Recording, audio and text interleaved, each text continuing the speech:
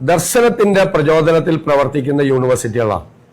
ഒരു വിഷൻ ഉണ്ടാവണം യൂണിവേഴ്സിറ്റിക്ക്. ഓരോ യൂണിവേഴ്സിറ്റിക്കും ഒരു പർട്ടിക്കുലർ വിഷൻ ഉണ്ടാവണം. ആ വിഷന്റെ അടിസ്ഥാനത്തിലാണ് യൂണിവേഴ്സിറ്റി പ്രവർത്തിക്കേണ്ടത്. യൂണിവേഴ്സിറ്റികൾക്ക് പൂർണ്ണമായ ഓട്ടോണമി, സ്വയംഭരണം, പിന്നെ അക്കാഡമിക് ലീഡർഷിപ്പാണ്. ഇപ്പോൾ ഉള്ളത് പൊളിറ്റിക്കൽ ലീഡർഷിപ്പാണ്. ഏത് ഗവൺമെൻറ് വന്നാലും രാഷ്ട്രീയ അതിപ്രസരമാണ്. സിൻഡിക്കേറ്റുകളിൽ അക്കാഡമിക് ചർച്ചകൾ നടക്കുന്നില്ല. അതാണ് ഞങ്ങളുടെ ഒരു ഫൈൻഡിങ്. അപ്പോൾ ഉറപ്പായിട്ടും ആ ഓട്ടോണമിയും സ്വയംഭരണവും അക്കാഡമിക് നേതൃത്വവും ഉറപ്പാക്കലാണ് ഏറ്റവും പ്രധാനപ്പെട്ട കാര്യം. മൂന്നാമത്തെ വിഷയം എന്ന് പറയുന്നത് ഒരു ന്യൂ ജെൻ കരിക്കുലം ഡെവലപ്പ് ചെയ്യുക. അതായത് ലോകത്തെല്ലായിടത്തും തൊഴിലിൻ്റെ സ്വഭാവം മാറിക്കൊണ്ടിരിക്കുകയാണ്. അതിനു വേണ്ടിയിട്ട് നമ്മൾ ചെയ്യാൻ പോകുന്ന ഏറ്റവും പ്രധാനപ്പെട്ട കാര്യം ഈ ഗ്ലോബൽ ജോബ് മാർക്കറ്റ് നിരീക്ഷിക്കാൻ ഉള്ള ഒരു സ്ഥിരം ജോബ് വാച്ച് ടവർ കേരളത്തിലുണ്ടാവും. ഏറ്റവും ലോക പ്രശസ്തരായിട്ടുള്ള മലയാളികളെ തന്നെ ഉൾക്കൊള്ളിച്ചുകൊണ്ടുള്ള ഒരു ജോബ് വാച്ച് ടവർ. അതായത് പണ്ട് കമ്പ്യൂട്ടർ വന്നപ്പോഴാണ് തൊഴിലിൻ്റെ സ്വഭാവം മാറി. ഇപ്പോൾ വളരെ വേഗത്തിൽ മാറിക്കൊണ്ടിരിക്കുകയാണ്.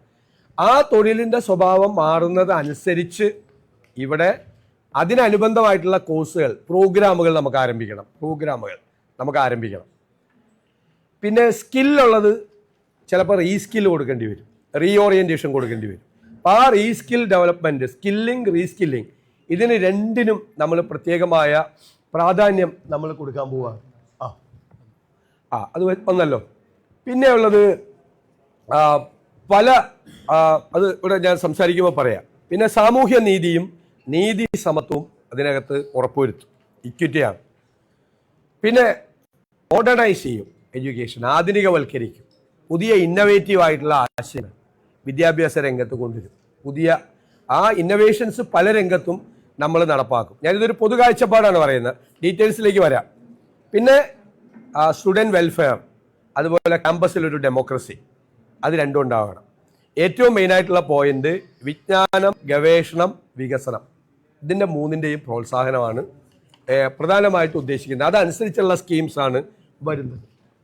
ഇനിയിപ്പോൾ വിദ്യാർത്ഥി ക്ഷേമം, ജനാധിപത്യം എന്നുള്ളൊരു പോയിന്റിൽ നമുക്കറിയാം, പൂക്കോട്ട് വെറ്റിനറി കോളേജിൽ റാഗിങ് കൊണ്ട് മരണമടഞ്ഞ ഒരു വിദ്യാർത്ഥിയുണ്ട്, സിദ്ധാർത്ഥിൻ്റെ പേരിൽ ഒരു സിദ്ധാർത്ഥ് സ്റ്റുഡൻറ് ഡിസ്ട്രസ് ആപ്പ്. അതായത് ഏത് വിദ്യാർത്ഥിക്കും എവിടെ റാഗിങ് നടത്തിയാലും അധികാരികളെയും പോലീസിനെയും അറിയിക്കാൻ വേണ്ടിയിട്ടുള്ള ഒരു സംവിധാനം. അറിയിക്കുന്ന ആൾ ഇൻഫോർമറിൻ്റെ ഡീറ്റെയിൽസ് ഒന്നും വെളിപ്പെടുത്തേണ്ട ഒരാവശ്യമില്ല. ഇൻഫോർമറിൻ്റെ രഹസ്യങ്ങളൊന്നും വെളിപ്പെടുത്തേണ്ട ഒരാവശ്യമില്ല. ആ വെളിപ്പെടുത്താതെ തന്നെ ഈ ഡിസ്ട്രസ് ആപ്പ് വർക്ക് ചെയ്യും. അതുപോലെ ഒരു anti ragging and student welfare act സിദ്ധാർത്ഥിൻ്റെ പേരിൽ തന്നെ നടപ്പാക്കും. ക്യാമ്പസിൽ വ്യാപകമായി റാഗിങ് വർദ്ധിക്കുന്നു എന്നുള്ളതിൻ്റെ ഇതിൽ സ്റ്റുഡൻറ് വെൽഫെയറിന് വേണ്ടി നമ്മൾ ചെയ്യുന്നതാണ്. പിന്നെ കുട്ടികൾക്ക് ഡേറ്റ സെക്യൂരിറ്റി ഉറപ്പുവരുത്താനുള്ള സ്കീംസ് നമ്മൾ ചെയ്യും. പിന്നെ ഉള്ളത് വിദ്യാർത്ഥി യൂണിയൻ്റെ ഇലക്ഷൻ നടത്തിപ്പ് നീതിപൂർവമാക്കാൻ വേണ്ടിയിട്ടുള്ള സ്വതന്ത്ര സ്റ്റുഡൻറ് അക്കാഡമിക് ഇലക്ഷൻ കമ്മീഷനാണ് സ്ഥാപിക്കാൻ പോകുന്നത്. ക്യാമ്പസ് യൂണിയനുകളിൽ നമുക്കൊരു മോഡൽ പാർലമെൻറ്റുകൾ പോലെയായി നമുക്ക് പ്രതിപക്ഷ നേതൃസ്ഥാനവും കൂടി അതിൻ്റെ അകത്ത് കൊണ്ടുവരും. സർവകലാശാലാ സമിതികളിൽ കോളേജ് യൂണിയൻ ചെയർപേഴ്സൺമാരിൽ നിന്ന് റൊട്ടേഷൻ വ്യവസ്ഥയിൽ വിദ്യാർത്ഥി പ്രാതിനിധ്യം കൊണ്ടുവരും. ഒരു സിസ്റ്റം കൂടി വരുവാണ്. നമുക്ക് യൂണിവേഴ്സിറ്റികളിൽ നമ്മൾ പറഞ്ഞു പൊളിറ്റിസൈസേഷൻ ആവാം, പാർട്ടിസൈസേഷൻ പറ്റില്ല. രാഷ്ട്രീയത്തിന് തെറ്റൊന്നുമില്ല. പക്ഷേ ഒരു പാർട്ടിവൽക്കരണം നടത്തിയ അമിതമായ രാഷ്ട്രീയ അതിപ്രസരം ഉണ്ടാകാൻ പാടില്ല. നേരത്തെ സൂചിപ്പിച്ചതുപോലെ സർവകലാശാല തലപ്പത്ത് അക്കാഡമിക് കാര്യങ്ങളുടെ ഭരണാധികാരം ഒരു പ്രത്യേക അക്കാഡമിക് സിൻഡിക്കേറ്റിന് കൈമാറും. അക്കാഡമിക് കാര്യങ്ങൾ തീരുമാനിക്കേണ്ടത് അക്കാഡമിഷ്യൻസാണ്. അധ്യാപകരായിട്ടുള്ള ആളേലും അക്കാഡമിക് ആയിട്ടുള്ള ആളേലും ഒരു അക്കാഡമിക് സിൻഡിക്കേറ്റ് അവരാണ്. ബാക്കിയുള്ളവർക്കൊക്കെ പൊതുഭരണവും അഡ്മിനിസ്ട്രേഷൻ കാര്യങ്ങളുമാണ്. അക്കാഡമിക് ആയിട്ടുള്ള കാര്യങ്ങൾക്ക് പ്രത്യേകമായ സംവിധാനമുണ്ട്. സർവകലാശാലയുടെ ആക്ടുകൾ പുനഃപരിശോധിച്ച് ആവശ്യമായ മാറ്റത്തോടുകൂടി പുതുക്കും. വേണ്ടി വന്നാൽ നമുക്ക് അത് ഏകീകരണ സ്വഭാവം ഉണ്ടാക്കും, അത് പരിശോധിച്ചിട്ട്. പിന്നെ നാഷണൽ എഡ്യൂക്കേഷൻ പോളിസിയുമായി ബന്ധപ്പെട്ട് സംസ്ഥാനത്തിൻ്റെ നമ്മുടെ സമീപനങ്ങൾ നമ്മൾ റീകൺസിഡർ ചെയ്യും. ഘടനാപരമായ മാറ്റങ്ങൾ നമ്മൾ സ്വീകരിക്കും. മതേതരത്വം, ശാസ്ത്രബോധം, സാമുദായിക സൗഹാർദ്ദം എന്ന കാര്യങ്ങളിൽ ഒരു വിട്ടുവീഴ്ചയില്ല. അതാണ് കേന്ദ്ര പദ്ധതികളോടുള്ള നമ്മുടെ സമീപനം. പിന്നെ നമ്മൾ ഡൈവേഴ്സിഫിക്കേഷനാണ്. ആ ഡൈവേഴ്സിഫിക്കേഷൻ നമ്മൾ ഒന്നുകൂടി പരിശോധിച്ചിട്ട് അതൊന്ന് മാറ്റിയാൽ മതി, ഒന്ന് സ്കിപ്പ് ചെയ്തിട്ട് ഒന്നും കൂടി പരിശോധിച്ചിട്ട് അത് ചെയ്യാം എന്നാണ്. വിദേശ അധ്യാപകരെ കൂടി പാർട്ടിസിപ്പേറ്റ് ചെയ്യുന്നത്, അതൊന്നുകൂടി പരിശോധിച്ചിട്ടേ അത് ചെയ്യുന്നുള്ളൂ. അധ്യാപകരുടെ ജോലിഭാരം ആധുനിക കാഴ്ചപ്പാടിൽ നിന്നുകൊണ്ട് അധ്യാപകരുടെ വർക്ക് ലോഡ് പുനർനിർവചിക്കും. PG വെയിറ്റേജ് പുനഃപരിശോധിക്കും. റിട്ടയേർഡ് അധ്യാപകരെയും ആർട്ടിഫിഷ്യൽ ഇൻ്റലിജൻസും പരീക്ഷാ മൂല്യനിർണ്ണയത്തിനായിട്ട് ഉപയോഗിക്കും. ഇനി പ്രധാനപ്പെട്ട കാര്യങ്ങൾ: ആർട്ടിഫിഷ്യൽ ഇൻ്റലിജൻസ്. എല്ലാ ആർട്സ് ആൻഡ് സയൻസ് കോളേജുകളിലും ആർട്ടിഫിഷ്യൽ ഇൻ്റലിജൻസ് ഡിപ്പാർട്ട്മെൻറ്റുകൾ സ്ഥാപിക്കും. അന്താരാഷ്ട്ര നിലവാരത്തിൽ centre for artificial intelligence research സ്ഥാപിക്കും കേരളത്തിൽ. കേരള സ്റ്റേറ്റ് ഹയർ എഡ്യൂക്കേഷൻ കൗൺസിലിൽ ഒരു ഹയർ എഡ്യൂക്കേഷൻ ഡാഷ്ബോർഡ് കൊണ്ടുവരും. പിന്നെ നമ്മൾ ഡാറ്റ ഡ്രിവൺ ഗവേണൻസ് ആണ് എല്ലാം, അക്കാഡമിക് രംഗത്തെല്ലാം എല്ലാം ഡേറ്റകളെ അടിസ്ഥാനമാക്കിയിട്ടാണ്. ആ ഡേറ്റ കളക്ട് ചെയ്യാൻ വേണ്ടിയിട്ടുള്ള പക്കാ സർവേസ് എല്ലാ വർഷവും എന്നതുപോലെ റിവ്യൂ ചെയ്തുകൊണ്ട് നടത്തും. അതിലൊന്ന് കുട്ടികളുടെ അഭിലാഷങ്ങളും താല്പര്യങ്ങളും അറിയാൻ വേണ്ടിയിട്ടുള്ള ആനുവൽ സ്റ്റുഡൻറ് സർവേ ആണ് ഒന്ന്. രണ്ട്, കോഴ്സ് കഴിഞ്ഞ് പോകുന്ന കുട്ടികൾ എങ്ങോട്ടാണ് പോകുന്നത് എന്നറിയാൻ വേണ്ടിയിട്ടുള്ള ഗ്രാജുവേറ്റ് എംപ്ലോയ്മെൻറ്റ് ട്രാക്കിംഗ് സർവേ. അവർ ഇപ്പോൾ ഒരു വിടില്ല എങ്ങോട്ടാണ് കുട്ടികൾ പോകുന്നത്, എന്തിനാണ് പോകുന്നത് എന്നുള്ളതിനെ കുറിച്ച് ആ ഡേറ്റ നമുക്ക് കളക്ട് ചെയ്യാൻ പറ്റും.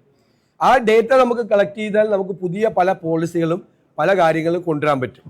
സ്റ്റുഡൻറ് വെൽനസ് സർവേ, അവരുടെ ഇടയിൽ അവരുടെ പ്രശ്നങ്ങൾ പഠിച്ചുകൊണ്ടുള്ള സംവിധാനങ്ങൾ. അതുപോലെ സ്റ്റുഡൻറ് മൈഗ്രേഷൻ സർവേ, അതുണ്ട് ഇവിടെ, പക്ഷേ പ്രോപ്പറായിട്ട് നടക്കുന്നില്ല.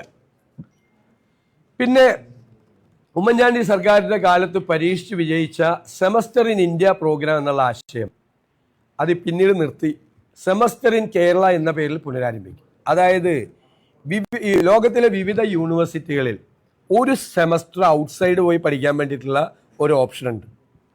അപ്പോൾ അത് നമ്മൾ സെമസ്റ്റർ ഇൻ കേരള എന്ന് പറഞ്ഞ് നമ്മൾ അതിനെ കുറെ കൂടെ ഡെവലപ്പ് ചെയ്ത് കഴിഞ്ഞാൽ കൂടുതൽ വിദേശ രാജ്യങ്ങളിലെ കുട്ടികൾ അവരുടെ സെമസ്റ്റർ ഔട്ട്സൈഡ് പ്രോഗ്രാമിന്റെ ഭാഗമായിട്ട് അല്ലേ സെമസ്റ്റർ ഇൻ കേരള എന്നുള്ള പ്രോഗ്രാമിലേക്ക് എത്തും.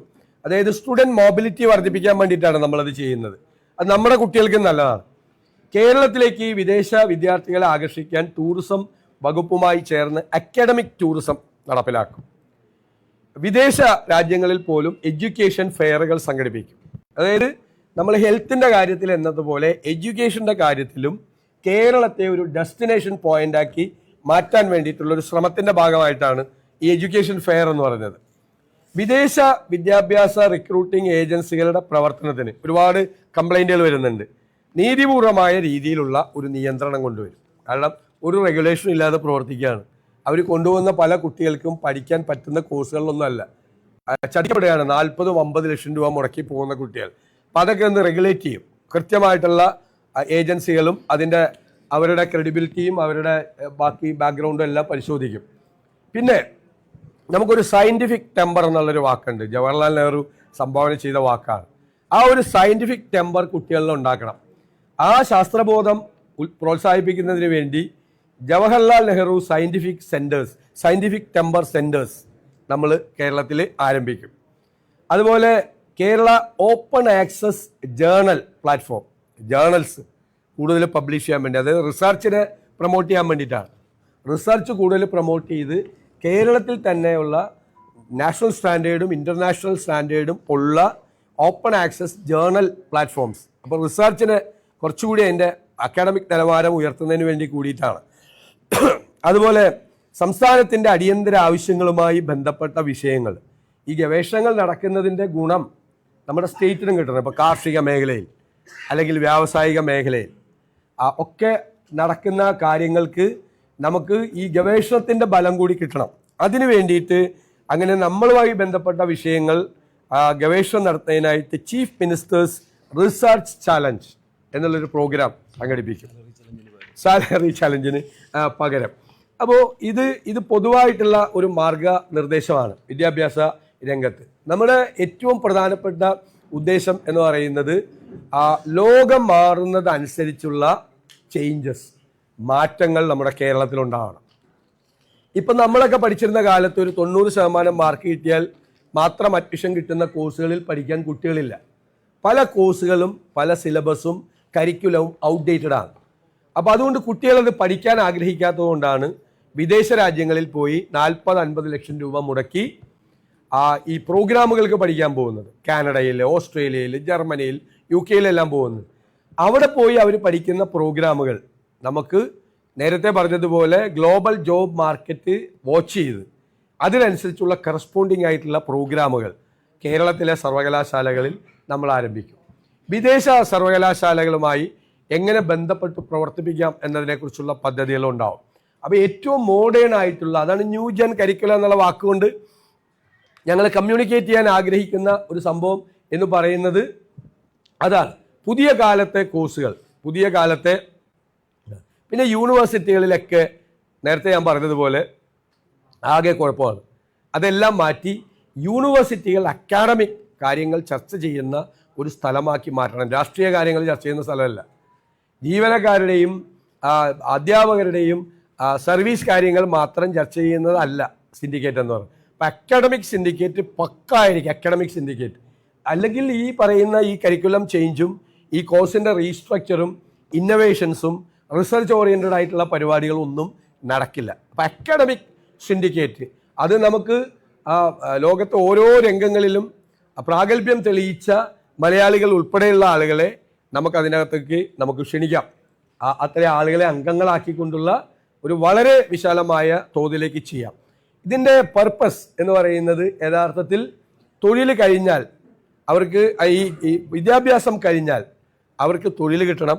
അവർക്ക് ഒന്നുകിൽ തൊഴിൽ കിട്ടണം, അല്ലെങ്കിൽ സംരംഭങ്ങൾ തുടങ്ങാൻ അവരെ സഹായിക്കണം. അതിനു വേണ്ടിയിട്ടുള്ള ഇതിൻ്റെ കണ്ടിന്യൂവേഷൻ ആയിട്ടുള്ള ഒരു സമഗ്രമായ ഒരു തൊഴിൽ സംരംഭ പദ്ധതി കൂടി അടുത്ത ദിവസം നമ്മൾ പ്രഖ്യാപിക്കും. ഇതിൻ്റെ കറസ്പോണ്ടിങ് ആയിട്ടുള്ള കാര്യം കൂടി പ്രഖ്യാപിക്കും. അപ്പോൾ ഇതാണ്. അപ്പോൾ ഇതിൽ ഇക്കാര്യത്തിൽ നമ്മുടെ ഗവൺമെൻറ് കോളേജുകളിലും എയ്ഡഡ് കോളേജുകളിലും അൺഎയ്ഡഡ് സ്ഥാപനങ്ങളിലും എല്ലാം ഈ കോഴ്സുകൾ റീസ്ട്രക്ചർ ചെയ്യാൻ വേണ്ടിയിട്ടുള്ള സംവിധാനങ്ങൾ സപ്പോർട്ട്. ഇപ്പോൾ 10 വർഷമായിട്ട് അൺഎയ്ഡഡ് മേഖലയിലൊന്നും ഒരു പുതിയ കോഴ്സ് പോലും തുടങ്ങാൻ അനുവദിച്ചിട്ടില്ല. 10 വർഷം എന്ന് പറയുന്നത് ഇന്ന് എത്രയും ദീർഘമായ കാലയളവാണ് വിദ്യാഭ്യാസത്തെ സംബന്ധിച്ചിടത്തോളം. മാത്രമല്ല, നോളജ് എക്സ്പ്ലോഷൻ നടക്കുന്ന ഒരു കാലത്ത്, വളരെ വേഗത്തിൽ അറിവുകൾ ഉണ്ടാകുന്ന ഒരു കാലത്ത് 10 വർഷമായിട്ട് പുതിയ കോഴ്സുകൾ പോലും അനുവദിക്കാൻ സമ്മതിച്ചിട്ടില്ല എന്ന് പറഞ്ഞാൽ നമ്മുടെ ഉന്നത വിദ്യാഭ്യാസ രംഗം എത്ര ഔട്ട്ഡേറ്റഡ് ആണ്, എത്ര കാലഹരണപ്പെട്ടതാണ് എന്നറിയാം. അപ്പോൾ ഈ കാലഹരണപ്പെട്ട നമ്മുടെ ഉന്നത വിദ്യാഭ്യാസ രംഗത്തെ വളരെ ഇന്നവേറ്റീവ് ആയിട്ടുള്ള ആശയങ്ങളുമായി പുതിയ കാലത്തിനോട് കൂട്ടിച്ചേർക്കാൻ വേണ്ടിയിട്ടുള്ള ഒരു വിദ്യാഭ്യാസ നയമാണ് നമ്മൾ ലക്ഷ്യമാക്കുന്നത്. അക്കാഡമിക് കാര്യങ്ങളിലാണ് നമ്മുടെ കോൺസെൻട്രേഷൻ. അക്കാഡമിക് കാര്യങ്ങളിലും റിസർച്ചിലും നമ്മുടെ പ്രോഗ്രാമുകളിലും ഒക്കെയാണ് നമ്മുടെ ഇതിൻ്റെ അകത്ത് കംപ്ലീറ്റ് ആയിട്ടുള്ള ഒരു കോൺസെൻട്രേഷൻ നമ്മൾ വയ്ക്കുന്നത്. സമഗ്രമായ മാറ്റം കേരളത്തിലെ ഉന്നത വിദ്യാഭ്യാസ രംഗത്ത് ഉണ്ടാക്കാൻ കഴിയുമെന്നും ലോകരാജ്യങ്ങളിൽ നിന്ന് പോലും വിദ്യാർത്ഥികൾ കേരളത്തിലേക്ക് പഠിക്കാൻ വരുന്ന വിദ്യാഭ്യാസത്തിൻ്റെ ഡെസ്റ്റിനേഷൻ പോയിന്റാക്കി കേരളത്തെ മാറ്റാൻ കഴിയുമെന്നുമാണ് നമ്മൾ പ്രതീക്ഷിക്കുന്നത്. സാർ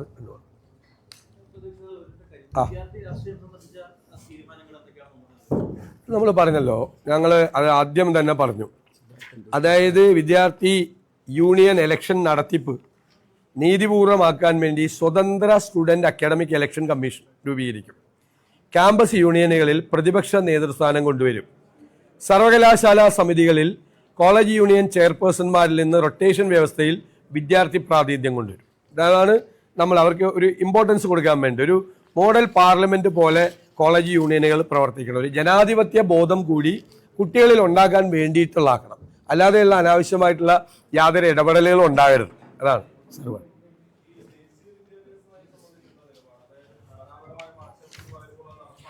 അല്ല നമുക്ക് ദേശീയ വിദ്യാഭ്യാസ നയത്തിൻ്റെ ഭാഗമായിട്ട് നമ്മൾ സംസ്ഥാനത്തിൻ്റെ സമീപനങ്ങളെല്ലാം നമ്മൾ പരിശോധിക്കും. അതായത് സ്ട്രക്ചറിലുണ്ടാകുന്ന ചേഞ്ചസ്, ഇപ്പോൾ UGC പ്രോഗ്രാമും മറ്റ് കാര്യങ്ങളെല്ലാം ഘടനാപരമായി ഉണ്ടാകുന്ന സ്വീകരിക്കും. പക്ഷേ ഓൺ വൺ കണ്ടീഷൻ, നമ്മുടെ മതേതരത്വം, ശാസ്ത്രബോധം, സാമുദായിക സൗഹാർദ്ദം എന്ന കാര്യങ്ങളിൽ ഒരു വിട്ടുവീഴ്ചയില്ല. നമ്മുടെ അടിസ്ഥാനപരമായ പോളിസികളിൽ വ്യത്യാസം വരുത്തിക്കൊണ്ടുള്ള നോ കോംപ്രമൈസ്. അതാണ് കൃത്യമായ ക്ലാരിറ്റിയോട് കൂടിയുള്ള സംഭവമാണ്. സ്കൂൾ വിദ്യാഭ്യാസവുമായി ബന്ധപ്പെട്ട പൊതുവിദ്യാഭ്യാസവുമായിട്ടുള്ള ബന്ധങ്ങൾ ഞങ്ങൾ മാനിഫെസ്റ്റോയിൽ അത് തീർച്ചയായിട്ടും ഞങ്ങൾ കൊണ്ടുവരും. ഇതിനാണ് നമ്മളൊരു ഫോക്കസ് കൊടുത്തത്. താങ്കൾ പറഞ്ഞതുപോലെ ഈ മിസ്യൂസ് ചെയ്യാനുള്ള സാധ്യതകൾ കൂടി അത് പരിശോധിച്ചിട്ടേ അത് ചെയ്യുള്ളൂ. ഞങ്ങളിത് ചർച്ചയിൽ വന്നതാണ് ഈ പോയിന്റ്. ഞങ്ങളിത് ചർച്ച ചെയ്തപ്പോൾ വന്ന പോയിന്റാണ് അത്. അല്ല, അത് നമ്മൾ പരിശോധിക്കും തീർച്ചയായിട്ടും.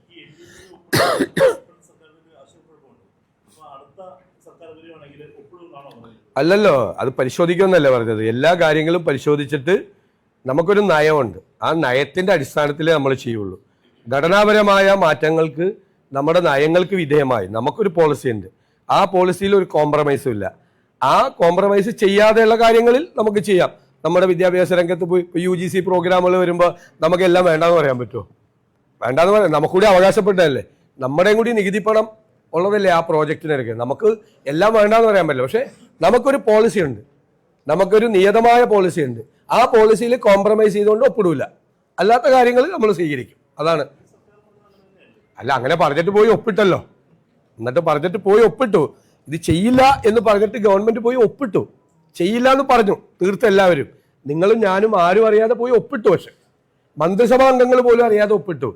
ഒപ്പിട്ട് കഴിഞ്ഞ് മന്ത്രിസഭയിൽ വന്ന് CPI അംഗങ്ങൾ വാശിയോടുകൂടി പറയുകയാണ് ഇതിൽ ഒപ്പിടരുതെന്ന്. അപ്പോൾ ഒപ്പിട്ടത് അറിയാവുന്ന രണ്ടുപേരെയുള്ള മന്ത്രിസഭയിൽ, ഒന്ന് മുഖ്യമന്ത്രിയും ഒന്ന് വിദ്യാഭ്യാസ മന്ത്രി. അവർ രണ്ടുപേരും മിണ്ടാതിരുന്നു. അപ്പം കേരള ചരിത്രത്തിൽ ഇങ്ങനെ മന്ത്രിസഭയെ കബളിപ്പിച്ച മുഖ്യമന്ത്രി ഉണ്ടായിട്ടില്ല. അത് ഒപ്പിട്ടിട്ട് വന്നിട്ട് പറയണ്ടേ അത് ഒപ്പിട്ട് പോയി എന്നെങ്കിലും പറയണ്ടേ? മിണ്ടിയില്ല. അപ്പോൾ ഇവർ വിഡ്ഢികളായി. ശരിക്കും പറഞ്ഞു കഴിഞ്ഞാൽ ഇത് ആവശ്യപ്പെട്ടവർ, അവർ സത്യസന്ധമായിട്ടാണ് അവർ പറഞ്ഞത്. അവരെ ശരിക്കും വിഡ്ഢികളാക്കിയവർ മിണ്ടാതിരുന്നിട്ട്. കേരള ചരിത്രത്തിൽ ആദ്യമായിട്ടാണ് ഒരു മുഖ്യമന്ത്രി അങ്ങനെ ചെയ്യണം. ചെയ്യില്ല എന്ന് പറഞ്ഞിട്ട് പോയി ചെയ്തിട്ട് വന്നതാണ്.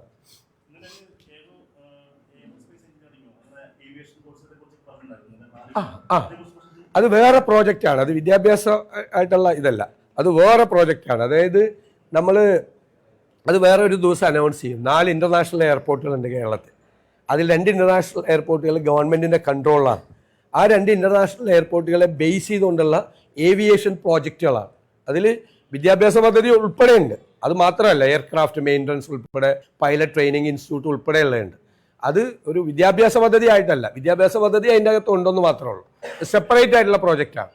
അത് തയ്യാറായി കഴിഞ്ഞത് അടുത്ത ദിവസം നമുക്ക് അനൗൺസ് ചെയ്യാം.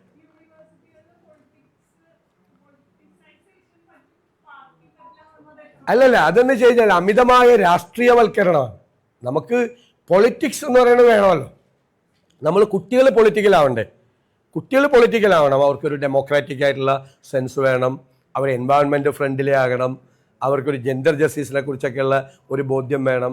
ഏറ്റവും പാവപ്പെട്ടവരെ സഹായിക്കണം എന്നുള്ളൊരു മെൻറ്റാലിറ്റി വേണം. അതാണ് നമ്മൾ പൊളിറ്റിക്കൽ എന്നുള്ളതുകൊണ്ട് ഉദ്ദേശിച്ചത്. പക്ഷെ ഈ എല്ലാ കൺട്രോളും പോയിട്ടുള്ള അമിതമായ രാഷ്ട്രീയവൽക്കരണമല്ല യൂണിവേഴ്സിറ്റികൾ നടക്കുന്നത്. ഞാൻ പറയുന്നത് ഒരു സംഘടന മാത്രം അല്ല, അങ്ങനെയല്ല പറഞ്ഞത്. അക്കാഡമിക് ആയിട്ടുള്ള കാര്യങ്ങളിൽ അമിതമായ രാഷ്ട്രീയത്തിന്റെ അതിപ്രസരം വരരുതാണ്. അക്കാഡമിക് കാര്യങ്ങൾ പ്യൂർ ആയിരിക്കണം, അക്കാഡമിക് ആയിരിക്കണം. ആ കലാലയ രാഷ്ട്രീയത്തെ നമ്മൾ സപ്പോർട്ട് ചെയ്യല്ലേ ചെയ്തിരിക്കുന്നത്. കലാലയ രാഷ്ട്രീയത്തിനെയും ക്യാമ്പസ് രാഷ്ട്രീയത്തിനെയും അത് വളരെ എടുത്ത് ഞാൻ പറഞ്ഞു. മോഡൽ പാർലമെന്റ് പോലെ യൂണിയനുകളാക്കണം. ജനാധിപത്യ ബോധം കുട്ടികളിൽ ഉണ്ടാക്കാൻ വേണ്ടിയിട്ട് പ്രയോജനപ്പെടണം. അല്ലാതെ ഈ ക്യാമ്പസുകളിലൊക്കെ വലിയ സംഘർഷമല്ലേ, എന്തൊരു ഇൻസെക്യൂരിറ്റിയാണ് കുട്ടികൾക്ക്. പല ക്യാമ്പസിലും കുട്ടികൾ പോകുന്നില്ല. ഭയങ്കര ഇൻസെക്യൂരിറ്റി അല്ലേ, എല്ലായിടത്തും ഇടിമുറികളും പ്രശ്നങ്ങളും. അതെല്ലാം കൺട്രോൾ ചെയ്യും, ഉറപ്പായി കൺട്രോൾ ചെയ്യും.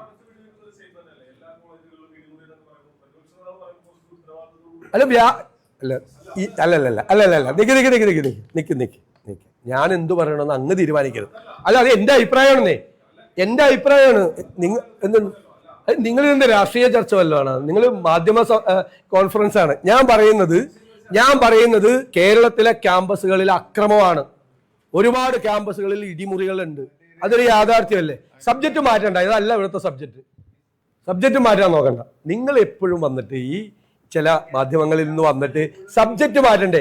ഇത് കേരളത്തിലെ ഏറ്റവും ഗൗരവതരമായ അക്കാഡമിക് ആയിട്ടുള്ള ഒരു വിഷയം പറയുകയാണ്. അപ്പൊ ക്യാമ്പസുകളിൽ ഒരു ഇൻസെക്യൂരിറ്റി കുട്ടികൾക്കുണ്ട്. ക്യാമ്പസ് പൊളിറ്റിക്സിന് ഞങ്ങളെല്ലാം ക്യാമ്പസ് പൊളിറ്റിക്സ് കൂടി വന്നതല്ലേ. കേരളത്തിലെ ഏറ്റവും കൂടുതൽ വർഷം തെരഞ്ഞെടുപ്പിൽ ജയിച്ചു വന്ന ഒരാളെയാണ് കോളേജ് യൂണിയൻ തെരഞ്ഞെടുപ്പിൽ. ഞങ്ങളൊക്കെ അങ്ങനെ വന്ന ഉറപ്പായിട്ടും അക്കാഡമിക് ആയിട്ടുള്ള കാര്യങ്ങൾ മാത്രം ചർച്ച ചെയ്യുന്ന അക്കാഡമിക് സിൻഡിക്കേറ്റുകൾ ഉണ്ടാവും. ഇൻഡിപെൻഡന്റ് ആയിട്ടുള്ള ഒരു ബോഡി ഉണ്ടാവും. അല്ല, അത് നമ്മൾ നോക്കാം, അപ്പം നോക്കാം. ഇൻഡിപെൻഡന്റ് ആയിട്ടുള്ള ഒരു സംവിധാനം ഉണ്ടാവും. അത് നോക്കണ്ടേ? പല കോളേജ് ക്യാമ്പസുകളിലും ഭയങ്കര പരാതിയും പ്രശ്നങ്ങളുമാണ്. അപ്പോൾ കറക്റ്റായി നടത്തുന്നില്ല എന്നുള്ളത്.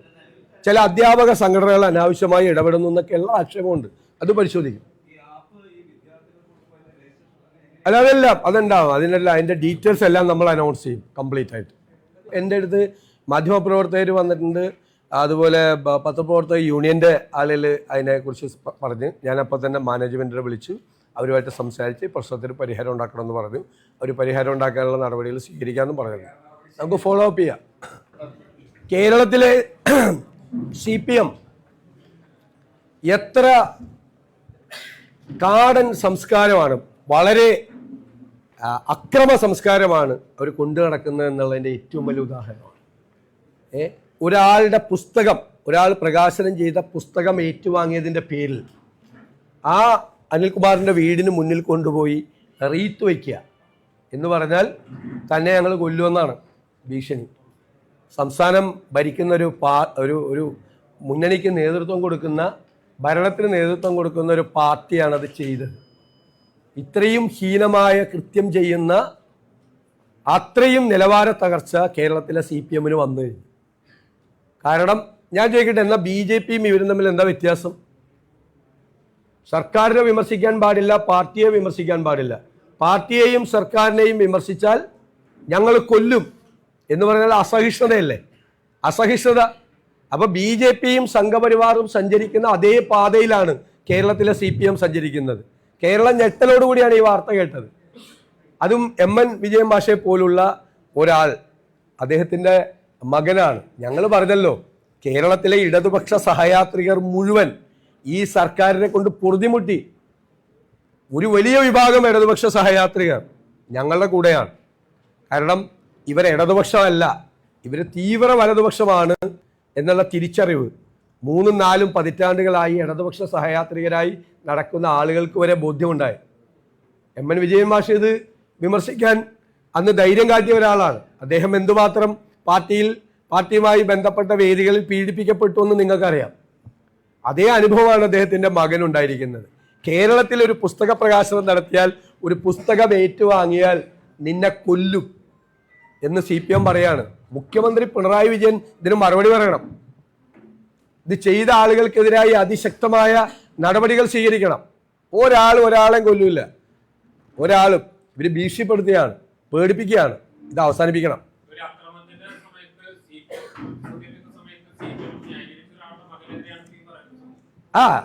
ആണതേ ബ്രണ്ടൻ കോളേജ്. ഞാൻ പറഞ്ഞത് CPM കൊടുക്കുന്ന മെസ്സേജ് എന്താണ്? നമ്മുടെ ഒരു തലമുറ വളർന്നു വരികയാണ് കേരളത്തിൽ, അല്ലേ?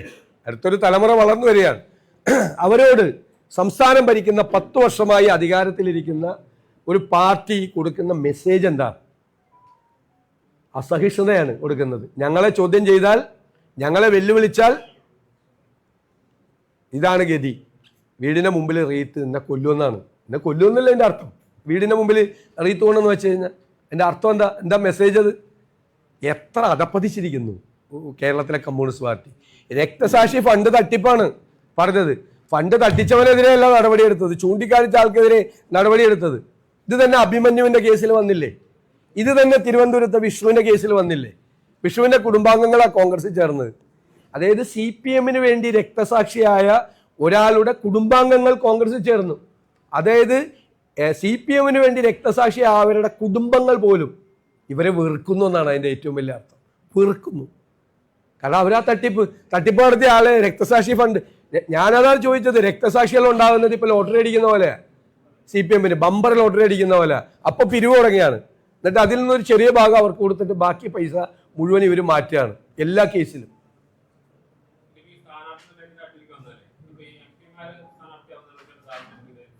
അതെല്ലാം അഖിലേന്ത്യാ കോൺഗ്രസ് കമ്മിറ്റിയാണ് MP മാരുടെ കാര്യത്തിൽ തീരുമാനം എടുക്കുന്നത്. കാരണം അവരെല്ലാം AICC അംഗങ്ങളും അതിനൊരു പോളിസിയാണ്. അല്ല, അതൊക്കെ ഞങ്ങളുടെ ഘടകകക്ഷികൾ തമ്മിലുള്ള ചർച്ചകൾ തീരുമ്പോൾ ഞങ്ങളത് പ്രഖ്യാപിക്കും. അല്ല, അതൊന്നും ഞങ്ങൾ ഇപ്പോൾ പറയാൻ പറ്റില്ലല്ലോ. ഞാൻ പറയാം, അത് ഘടകകക്ഷികൾ തമ്മിലുള്ള ചർച്ച തീർന്നിട്ട് ഏതെല്ലാം ഘടകകക്ഷികൾക്ക് ഏതെല്ലാം സീറ്റാണ്, കോൺഗ്രസിന് ഏതെല്ലാം സീറ്റാണെന്നൊരു ഫൈനൽ ഡിക്ലറേഷൻ ഉണ്ടാവും. അത് ഈ തെരഞ്ഞെടുപ്പ് വൈകി പോകുന്നതുകൊണ്ട് ഞങ്ങൾ ഡിലേ ചെയ്യിപ്പിച്ചാണ് പല കാരണങ്ങൾ. ഞങ്ങൾ ഞാൻ പറഞ്ഞില്ല 24 hours തീർക്കുക. ചില കക്ഷികളായിട്ടുള്ള ചർച്ചകളൊക്കെ തീർന്നു കഴിഞ്ഞു. അതിപ്പോ നിങ്ങളോട് പറയാറായിട്ടില്ല.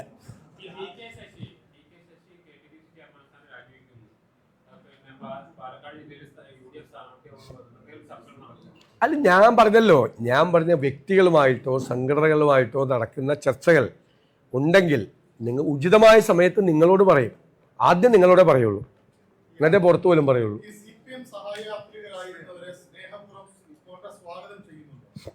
അല്ല, അതിന് CPM-ന്റെ നയങ്ങളോട് അതിശക്തമായി എതിർപ്പ് രേഖപ്പെടുത്തി അവിടെ നിന്ന് വരുന്നവരിൽ കോൺഗ്രസിൽ സ്വീകരിക്കുന്നതിൽ എന്താ തെറ്റ്?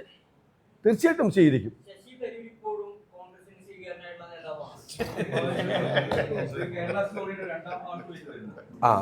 അതും കേരളത്തെ അപമാനിക്കുകയോ കേരളത്തിന് ദോഷകരമായ ബാധിക്കുകയോ കേരളത്തിന്റെ ഒരു സോഷ്യൽ ഫാബ്രിക് തകർക്കുകയോ ചെയ്യുന്ന രീതിയിൽ വന്നാൽ അതിനെ ശക്തിയായി എതിർക്കും. അതാ പറഞ്ഞത്, അതിനെ ശക്തിയായി ഞങ്ങൾ എതിർക്കും. തകർത്ത് അതിനെ എതിർക്കും നമ്മൾ. കേരളത്തെ അതല്ലേ ഞാൻ പറഞ്ഞത്, കേരളത്തിലെ സോഷ്യൽ ഫാബ്രിക്കിനെ എതിർക്കുന്ന എന്ത് വന്നാലും നമ്മൾ അതിനെ എതിർക്കും, ശക്തിയായി എതിർക്കും. അവരുടെ ലക്ഷ്യം വളരെ വ്യക്തമല്ലേ.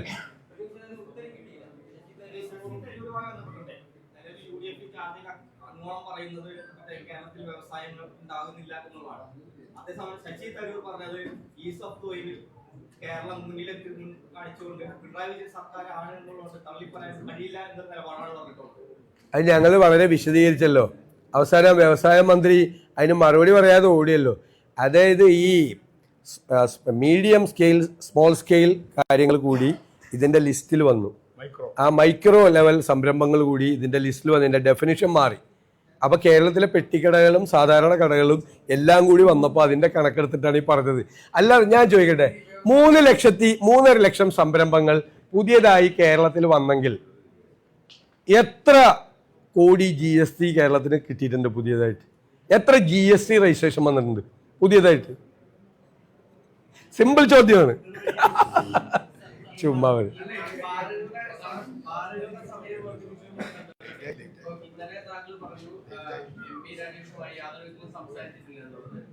അതുപോലെ തന്നെ രാവിലെ ചേലക്കരയിൽ വെച്ച് പറഞ്ഞു അത് അതിൽ പിന്നിൽ ഗൂഢാലോചന തരത്തിലുള്ള സംശയങ്ങൾ ഉണ്ട് എന്ന് പറഞ്ഞു. അപ്പോൾ പ്രതിപക്ഷത്തിന്റെ നിലപാട് എന്താണ്? സമയം വർദ്ധിപ്പിച്ചത് അല്ല, ഞങ്ങൾ പറഞ്ഞത് അതല്ലല്ലോ. ഞങ്ങൾ പറഞ്ഞത് ഇവര് വന്ന് ഞങ്ങളെ കണ്ടിരുന്നു 1 കൊല്ലം മുമ്പ്. അപ്പൊ ഞാൻ ഇന്നലെ രാവിലെ സംസാരിച്ചപ്പോൾ തന്നെ പറഞ്ഞു, അവര് നമ്മളുമായിട്ട് ഇങ്ങനെ ഒരു ഏകീകരിക്കാൻ വേണ്ടിയിട്ടുള്ള ശ്രമം നടക്കുന്നതായിട്ട് ഞങ്ങൾ അറിഞ്ഞിട്ടുണ്ട്. അവരങ്ങനെ അതിനുവേണ്ടി ശ്രമിക്കുന്നില്ല. നാളെ നമ്മളെ വന്നുകൊണ്ട് അത് കണ്ടു പറഞ്ഞ് ഇപ്പൊ ഈ തെരഞ്ഞെടുപ്പിന്റെ തൊട്ടു മുമ്പ് അത് പെട്ടെന്ന് വേഗത്തിൽ അനൗൺസ് ചെയ്യുമ്പോൾ ഒരു ദുരൂഹത ആരോപിക്കപ്പെടുമെന്നാണ് നമ്മൾ പറഞ്ഞത്. കേൾക്ക് ആണെന്ന് പറഞ്ഞത്. അപ്പൊ മന്ത്രി എന്താ പറഞ്ഞത്? പ്രതിപക്ഷത്തിനും കൂടി അറിയാമായിരുന്നു. ഇടതുപക്ഷത്തിന് LDF കൺവീനർ അറിഞ്ഞിട്ടില്ല എന്ന് പറഞ്ഞു. പിന്നെ ഞങ്ങളെങ്ങനെ അറിയണ് ഇവര് ചെയ്യാൻ പോണ കാര്യം? എങ്ങനെയാ അറിയുന്നത് ചെയ്യാൻ പോകുന്ന കാര്യം? അത്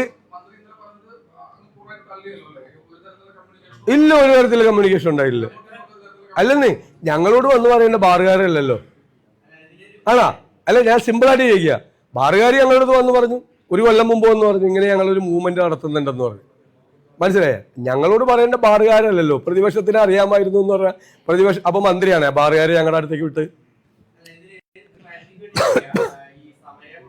അത് ഞങ്ങൾ പരിശോധിച്ചിട്ട് പറയും. ഞങ്ങൾ അതിൻ്റെ അകത്ത് അതിൻ്റെ ഡീറ്റെയിൽസ് അതിന്റെ ഓർഡർ എല്ലാം പരിശോധിച്ചിട്ട് ഞങ്ങൾ ചർച്ച ചെയ്യണ്ടേ. ഞാൻ വ്യക്തിപരമായി പറയേണ്ട കാര്യമല്ലോ. ഏതൊക്കെയാണ് എതിർക്കേണ്ട പോയിന്റ്, എതിർപ്പില്ലാത്ത പോയിന്റ് ഏതൊക്കെയാണ് ഞങ്ങൾ ചർച്ച ചെയ്തിട്ട് പറയും.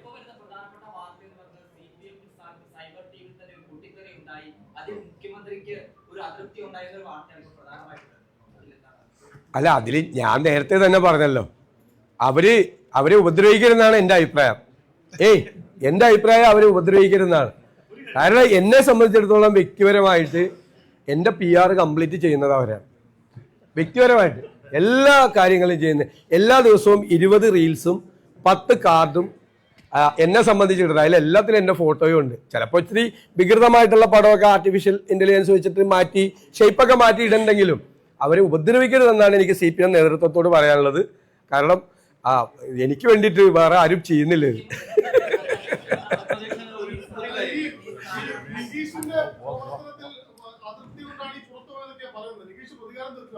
അതൊക്കെ അവരുടെ ആഭ്യന്തരമായ കാര്യങ്ങളാണ്, പാർട്ടിയിൽ. അത് നമ്മൾ പറയണ്ട. അവരുടെ അടുത്ത് സോഷ്യൽ മീഡിയ ആരെ ഏൽപ്പിക്കണം, ആരെ കൊണ്ട് ചെയ്യണം എന്ന് പറഞ്ഞു. പക്ഷെ എൻ്റെ ആഗ്രഹം അവരെ മാറ്റരുതെന്നാണ്.